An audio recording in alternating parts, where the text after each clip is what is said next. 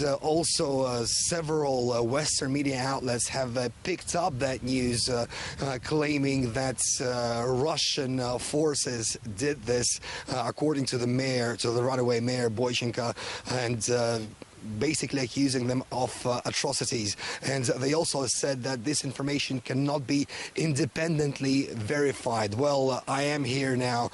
I've had an unlimited access to this cemetery here. I have discovered, well, up to 300 new individual graves here, and I walked by all of them. Now, most of the graves have a placard with a name, surname, patronymic, and a date of birth as well. Some of the graves here only have a number, so that means they have not been identified. But that's a far cry from what the mayor, the runaway mayor of Mariupol, is saying, that this is a mass grave. I noticed a group of cemetery workers that were digging a fresh grave. I waited until they finished their job and came over to them to find out whether they know anything about what was going on here, what these graves are. Of course, this place would be closed. This is all intended for people. Human beings are buried. These are not mass graves, and they don't dump them into a common grave here. A coffin and a grave are intended for every person, even if he is a soldier of the Ukrainian army or a civilian. This is a human being. This is nonsense and fakes. There is one grave for one person here. There are even graves for soldiers of the Ukrainian army, coffins for everyone. If he is identified, he has a grave and a sign, and if not, he has a number, so he could be found.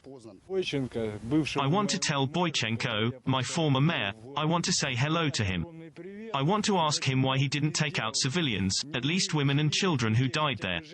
But he himself left. He who worries about this city, for these people. A big hello to you. Now, there are freshly dug graves here. Nobody is denying the fact that civilians have indeed died in the city of Mariupol, but once again, this is not a mass grave. Each grave is individual. Now, I came here with a colleague of mine, Yeva Bartlett. First of all, your impressions from what you've seen here today and from what you've read earlier.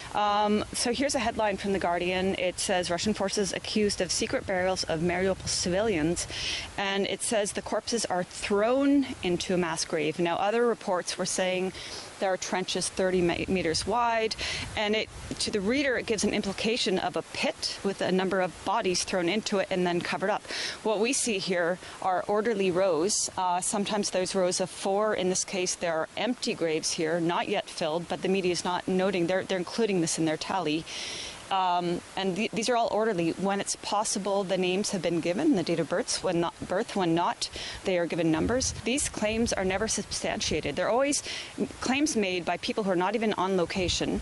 And in small print, you will say, you know, we were told or we were led to believe. But there's never any concrete evidence behind the claims because they don't need it. All they need is hefty propaganda, emotional scenes, and it's very persuading to the public. Of course, everybody is working on their own narrative, but we will continue bringing you the truth from here in Donetsk People's Republic.